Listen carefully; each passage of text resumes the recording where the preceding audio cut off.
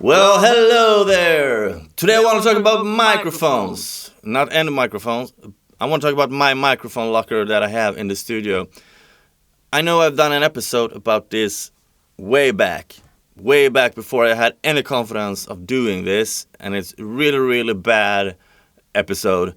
So I thought we need to make a new proper one. So anyway, before I do that, please hit the like button, please subscribe. Let's do this. So let's start with this one. It's the Adk A40A vintage valve. So basically, this is a tube microphone. It's a tube large condenser microphone. I use this mainly on kick drum. However, I bought it because I wanted it for vocals. But since I tried it out on the kick drum, that's the place where it has lived. Probably good on other sources too. But I used this one with an Akg D112 and a homemade sub-kick made out of a speaker. I don't think they make this anymore, but they are a good microphone if you can find them. It's the Adk version of, I guess, a U47 back in the days. I mean, this was made probably like 15 years ago, something like that. I've had it for like, I don't know, 10 years maybe. But it's a good microphone. Next one, since we're talking about tube condensers, this is also a kind of good tube condenser. This is the T-Bone, which is the in-brand of Neumann. It's the SCT700. This is the first tube condenser microphone that I actually bought. I had never used a tube condenser, so I wanted to try one out. So I bought this because it was really cheap, or shall I say affordable. This actually is a good microphone. However, it's super clean. And when I started out, I thought, oh yes, tube microphone is gonna have a lot of girth and gonna be, warm sounding. But I bought this and then I discovered that tubes actually makes a really clean sound. I've used this on electric guitars and acoustic guitars and vocals, but this don't get used that much anymore. I tried it on the drums, but the sound pressure level, it can't handle that high sound pressure level, so that's why I used the Adk A40A instead, because that's handling a high sound pressure level. But if you want to try out a clean tube mic, this is actually a really affordable one. I don't remember the exact price, but let's say it was like 150 to 100 euros or something like that. It's a really affordable mic, and I had this for like 10 years now. So it's kind of good quality. However, the tube that's inside here, it's really hard if you want to swap it out, because it's actually soldered to the microphone, so you need to unsolder it. Anyway, good microphone. Great job, T-Bone. Let's do this one. So this is kind of strange microphone. This is actually one of those microphones that's sitting in a speaker stand or something. So I just taken it out. I just taken it off. It's supposed to sit on a plate. It's like this. You can bend it. This actually sounds really good on vocals and on acoustic guitars. And this one is actually warm, whatever that means. I don't know what it's called. It's a Philips, I don't know, made in Holland. Philips LBB 908/06. Anyway, this was something that I used to work in a culture house where there's a theater and a couple of stages, and they were gonna throw this out. So I said, I take it. Let's see if I can use it for anything. And this is actually really good sounding microphone. I have two, but the other one, the capsule is broken, so it just distorts. This is something that you could find in, like, say, a second-hand shop. Buy it, because they are cheap in second-hand stores, and you never know what it will sound like and what you might end up using it on. Next one is also T-Bone that don't get used that much. However, I have used it a lot in the past. So it's a T-Bone EM700. Also, the Tom and in-brand microphones. They are super affordable. I don't remember the price, but it's probably like, I don't know, a pair for $100 or something like that. Might be even cheaper. I don't remember. I have used this one. I tried it on toms. I have tried it on snares. I have tried it on overheads. It's an affordable microphone that you can use quite good. They are super cardioid, and there is attenuator switch of minus 10 dB, minus 20 dB, and there is a high pass filter at 75 and 150. I should actually try use this a little bit more, I think, now when I haven't looked at it for a couple of years. This might be good. But like in the past, for like 10 years ago, I actually used this quite a lot. So, yeah, you should probably try it out if you need. The thing with this T-Bone is that they make really affordable gear that actually works. So if you want to try out different kind of microphones, this could be one way to go. Because, I mean, a small diaphragm sounds different from a large diaphragm and a ribbon and a dynamic microphone. So if you want to try out different stuff, if you want to try out different kinds of microphones, this is actually one good way to start because it will not cost you that much money.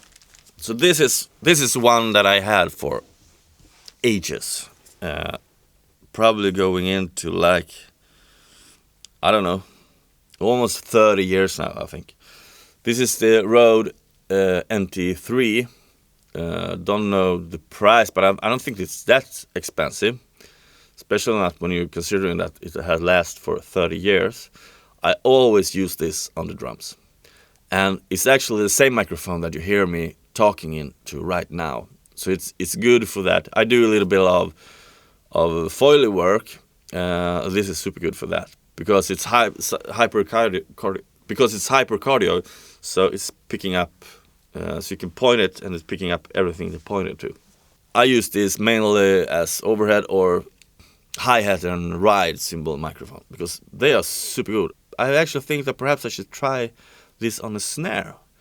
I don't remember. I have probably tried it way back in the 90s or something, but I probably should do it again because I have no recollection of how this sound on a snare. So next recording, I might do that. Anyway, these are really cool microphones because, so let's say if you don't have phantom power, this can actually be run with a 9-volt battery inside. So that's kind of cool. Let's see, next microphone. This is a microphone that I don't use hardly anything at all. This is an AKG Perception 170. This is, I don't know, AKG's cheap small diaphragm condenser. When I got this, I used it on acoustic guitar mainly. But I have better small diaphragm condensers. So this one that don't get that much use actually. But it's an okay microphone. Something that I just have laying around. And while we're talking about small diaphragm condenser, I might as well talk about this one. This is probably the best small condenser microphone I have. This is the Rode M5. It's a really sturdy microphone. There's nothing that can get loose. It sounds really good. It's really affordable. There's a pair for, I think I paid like €150. They probably are today, I don't know, somewhere between 150 and $200. I use it on snare particularly, but I also use it on toms. I have used it on overheads. I've close mic cymbals. I've used it on acoustic guitar. I've used it on percussion, congas, bongas. You name it. This is actually a really affordable, a great sounding small condenser microphone. I mean, it's not a Neumann, but it's a really good microphone. And one thing with the Rode microphones, all of the Rode microphones, is that they can handle a really high sound pressure level and the noise floor is really, really low. So I would highly suggest practically any Rode microphone. Not that I have tried every Rode microphone there is, but the ones that I have tried, they've always been good to me. So this one is a famous one. It's the Sennheiser E604. This, what I've heard, I don't know for sure, but what I've heard is that it uses the same capsule as the MD421. And it sounds a little bit the same, had the same character. If it's good enough for Bob Clear Mountain, it's good enough for me and you. Yeah, got 3 of these, use it on the toms. I don't know, they are super affordable and they're not in the way. I mean, it doesn't matter if the drummer hits it. 421, not so funny if a drummer hits it.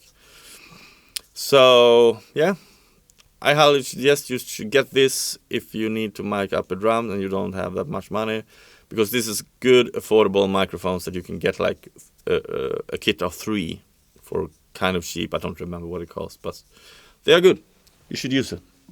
And the next affordable microphone that I have is actually the SC Magneto.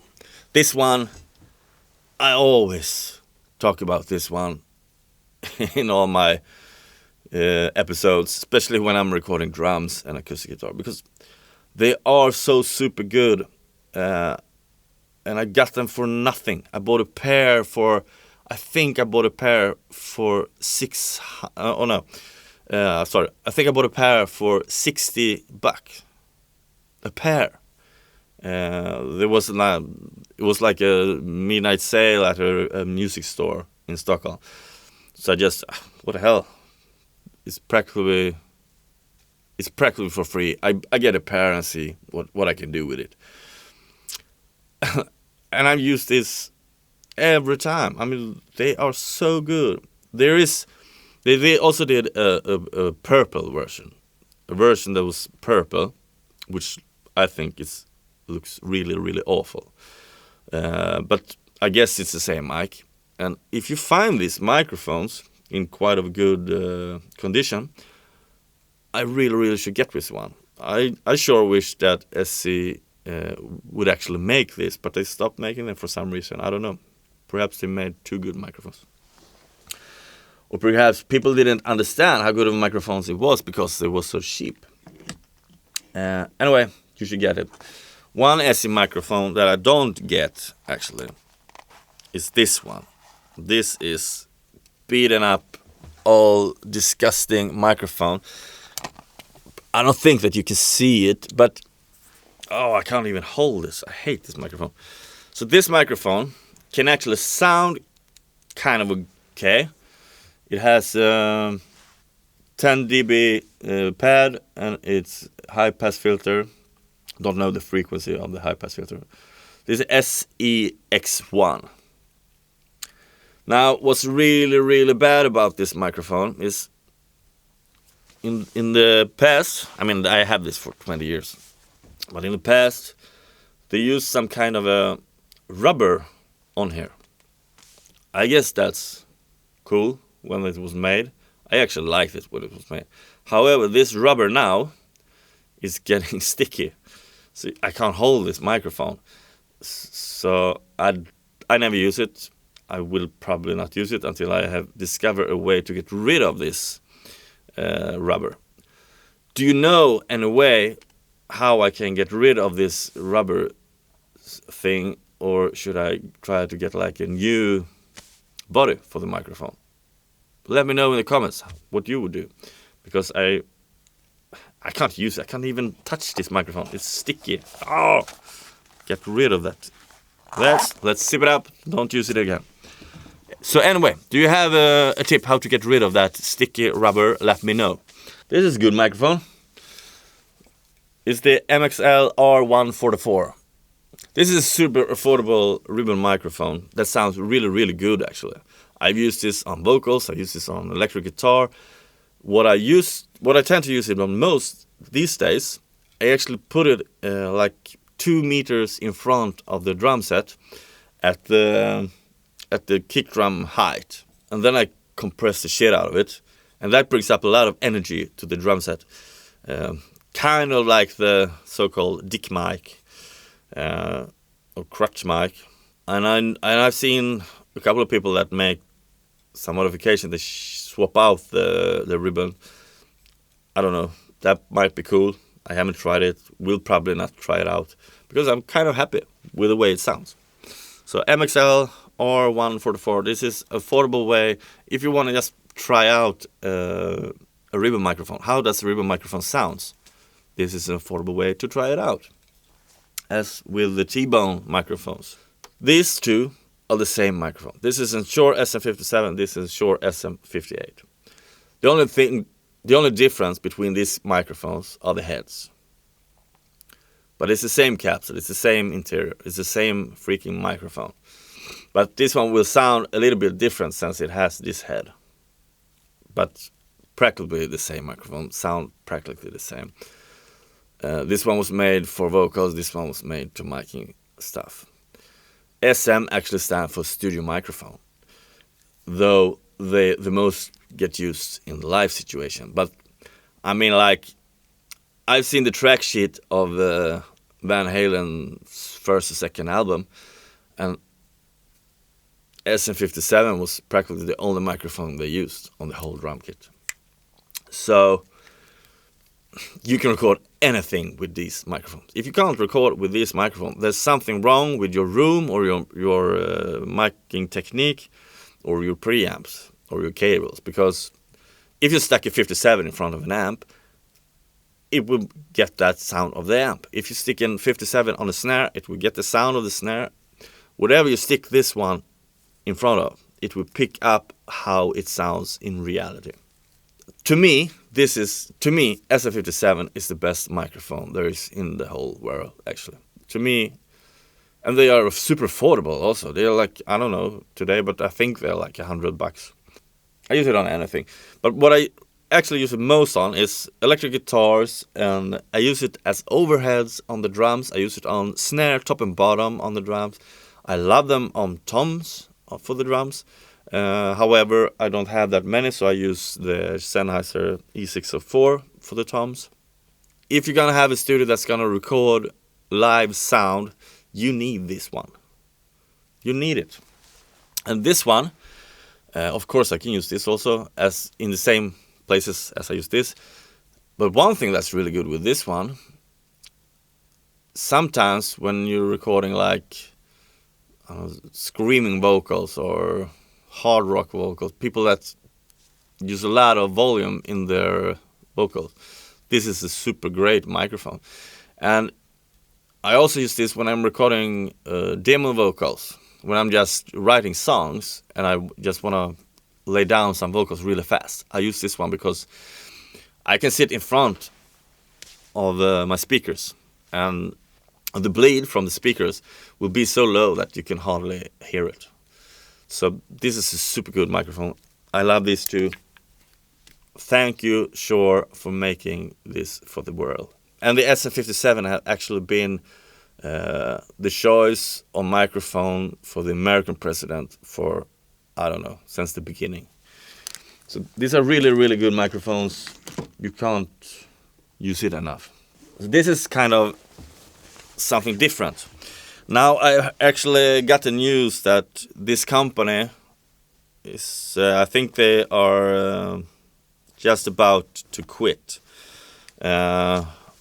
So it's not, I don't know if it's possible for you to get this, but I highly suggest that you check them out if you can get one, because they are super affordable. It's called the Wasaphone. What it is actually it's like a salt shaker or thing, and it's a really, really dirty sounding microphone. I mean, this, when you want that telephone sound, this is a microphone to do it. This sounds like a broken telephone. Might actually be a telephone diaphragm in there. I don't know. I've never opened it up. But I got this for like $50. They are made in England. I'm so super happy for this microphone. I use this any time when I want something different. When I think this recording is just a little bit too clean, then I put this one up. I have recorded drums with this. I recorded guitars, acoustic guitars, electric guitars, vocals, you name it. just put it up in the room and get some dirty sounds. So the Wasaphone, however, they are out of business. But I think that if you're fast, you might actually find a couple of them that's still in their shop that you can buy. Anyway, Wasaphone, thank you for making this possible for me. And then we have another cool microphone. This one I know you can get still. So this one is called the 12 gauge microphone. So this is a guy in America that he's taking shotgun shells. Can you see it? So this is actually real shotgun shells that have been shot, and then he'd taken the shotgun and make it into a microphone. So this is a small condenser microphone. It's got the omnidirectional. This one sounds clean and good on high frequencies like acoustic guitar. I use it on overheads, on drums. Most of it I use on acoustic guitar. But however, this is a really cool microphone, and if you want some inspiration, how cool is it to put up a shotgun shell in front of somebody that's recording a guitar? Come on, it's a shotgun shell. This is cool. However, I don't like wars. I just want to say that. But I like to use weapons to make music. So this is the T-Bone Ovid System CC100 clip condenser microphone. Professional musical instrument microphone for truly acoustic sound. Support by Ovid System clips. So this is actually also the in-brand name for Thomann. This is a small diaphragm condenser. It's kind of like a lavalier mic. This is, when I'm looking at this, I see they use it on saxophone, guitars, trumpet, flute, I don't know, some drums of some sort of, a violin. Now, one thing that's cool with this one is that you can get a lot of different mic stands that you can put on different instruments. So I used to work in the pubs and private parties and singing cover songs with acoustic guitars. And then I needed a microphone for my acoustic guitar. So this one I got because it was really cheap and I wanted my guitar to sound like a real guitar. So it actually has a clip that I'm putting on the microphone, the body of the acoustic microphone. So let's see how it is. And this is actually a really affordable microphone and it sounds actually really good. However, since I don't work with that anymore, I actually haven't used it, but perhaps I should, because it probably sounds good. I haven't used it in a lot of years. But this is how it is. This is how it looks. The stand, the mounting stand I have is not in here. It's in the box. But yeah, it's a small lavalier mic, and then this is small XLR into big XLR. So you can, and I think this needs phantom power, I'm pretty sure. So you can put it on into any preamps, and that would actually kind of be cool. But what I can remember is that this is super clean. So now I started thinking of, what if I put this one into a Neve style 1073 preamp and EQ and use it on acoustic guitar? I think that could be actually really, really cool. So anyway, this is a great microphone, and if you get different clips, you can use it on different stuff, which could be really, really cool, actually, I think. Yeah, let it be like that. Put it away. So I have a couple of T-Bone microphones. I mean, that one and the tube condenser and the small diaphragm condenser microphone, and they have all paid me well. So anyway, let's go to this. So I have this box of drum microphones, Shure microphones. This is kind of an affordable way. When you want to start out, you need to start like, we're going to record drums, you need a lot of microphones. This could be a way to go. I bought this secondhand. I think I paid like, I don't know, $200 maybe. So anyway, what's in here is, first of all, I have 4 of these microphones. It's the Shure PG56. So they are made to sit on tom microphones and on snare. And I don't know, they sound okay, I guess. Don't use them anymore. But there's hardly any money in it, so I just have it laying around. I never know if I'm gonna use it somewhere. I would probably take this one. If I'm gonna play live sometimes, I'm gonna use this one. And there is 4 of those, and then there is a kick drum mic, the PG52. And they sound really good. It's a cheap way to get started. You can mount the microphones on the rims of the toms and the snares, which I actually using. Those I'm using still because they work just fine. So this is a cheap way to start out if you want to mic drums. However, I would use an SM57 before I use this one any day. So, but this way you get a lot of microphones, kind of affordable, and I mean you can of course record with it. It will sound okay. It can actually sound good with this one, but it don't sound as good as an SM57. And I prefer the Adk D112 on kick instead of the PG52, and I prefer the, what do you call it, the Beta 52 before the PG52. Anyway, affordable microphones that you can get in kits. I think they still make this in a different variations. I think they also have like small condenser microphones that you can buy in the same kit. However, maybe in the future, perhaps I could, since I don't use this, perhaps I will make a contest where you can win this. We'll see. Perhaps something like if we get over 1,000 subscribers, we can do this. I have to think about that. I come back to you with that one. Anyway, now for the last microphones that I have. This one is my Neumann. I know I showed it before. So this one is my holy grail. This is the Neumann TLM 103.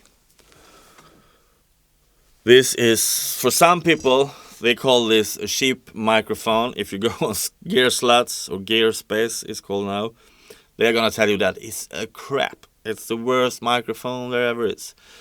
But when we're talking about Gear Space, people are complaining about 1176s, LA2As, U87s.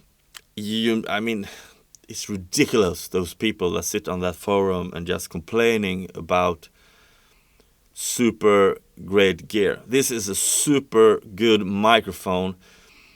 It will sound great on vocals, on guitars, electric guitars, acoustic guitars.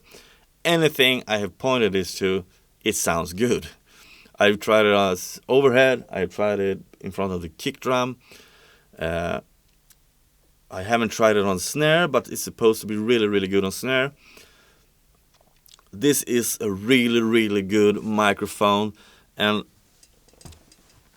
I have had a lot of like this more affordable, made in China, large diaphragm condensers. None of them can compete with this one. This Neumann microphone has that Neumann flavor.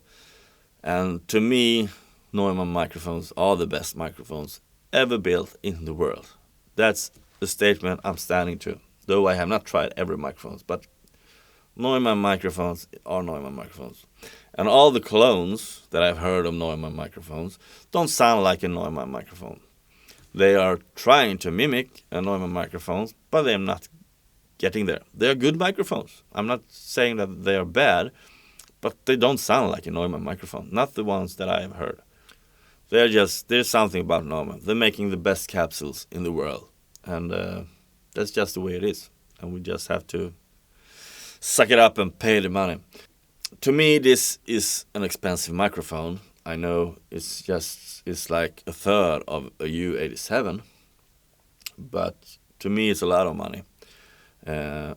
Would I get a U87 if I had money? Yes, I would. I have used the U87. I love it a lot, and I also love this. I would never get rid of this to get a U87. I want them both, because this one actually, for especially some vocals, this is great, and on acoustic guitar, this is super great, because it has a little bit. So if you watch the frequency curve, in the high frequency, it actually gets up a couple of dB, so it gets kind of an airy, get a lot of air to the sound on vocals and acoustic guitars, and I think this was actually made for the small home studio recording guy to use like a vocal or acoustic guitar and stuff. Because what you used to do, you put up an U87, and the first thing you do on your EQ is you put on a high frequency. So this one has it in the beginning. However, I think a lot of people are complaining about the sound because they're sitting in shitty rooms that sounds really, really bad. And this one is so sensitive, it picks up any noise that you have in a room. So your room must sound good, or it will not sound good. But this is the best microphone I have. You should probably get one if you can afford one. I would say like this. My philosophy on microphones, when I started out by just getting every microphone I could. As soon as I saw a microphone for sale, secondhand, I bought it. Because I was so interested in learning that, because I knew microphones sounded different, I wanted to find out how different it was and what I can use it on. But as the year has gone, I have come up with a new philosophy. Though I'm using a lot of different microphones, but the ones that I'm using the most, if I'm gonna give any advice to anybody that's starting out, I said, get a lot of Shure SM57. You can use this. I mean, think if you're gonna record a drum kit, SM57, top snare microphone, the toms, and you can even use this as overhead for the drums, which I'm using today. Even though I have a really good sounding room, or my room don't sound at all, I should say, it's a dead sounding room. But I use this as overhead because it makes the cymbals kind of more. It's like a lot of people use the ribbon microphones as overhead because it's taming those transients, the harshness of the cymbal. And it's exactly the same with the SM57. You don't get that harsh cymbal. Would I like to have other microphones? Yes, of course. I would like to have like maybe a couple of expensive Coles ribbon microphones, but I can't afford it. But one day I might. So anyway, back to my philosophy. Get a lot of SM57 for the drums. I will get a lot of SM57 for all the drums. I can use it as overhead. And for the kick drum, I probably get Akg D112. So SM57, one kick drum mic, and then one really, really good condenser, large diaphragm condenser microphone. Because this one sounds so freaking awesome. I would get this one over all the U87 clones out there. Because this one sounds much, much better, I think. So my philosophy is a lot of SM57 and one good condenser microphone, and you can record anything. So you want to record electric guitar, guess what? You use these two. You want to record acoustic guitar, use this one for the strings and this one for the bottom, and you blend them together. Sounds awesome. Want to record some acoustic guitar or a violin or any acoustic instruments, this is your guy. Or this is your guy. If you're gonna record like, I don't know, a trumpet, SM57 will work. And this will also work. Just don't stand in front of the diaphragm because you can blow it. With these two microphones, you can do anything, and I mean anything. The only microphones that I have my eyes on right now, the next one that I'm gonna get someday, it's the Neumann KM184, I think it's called, the Neumann's small diaphragm condenser microphone, because I have used them and I know they are sounding really, really good, and they will sound better than the small condensers that I have. But of course they cost a little bit more also. So anyway, this is me ranting about microphones. So until next time, please hit the like button, please subscribe. Have a good one. Goodbye.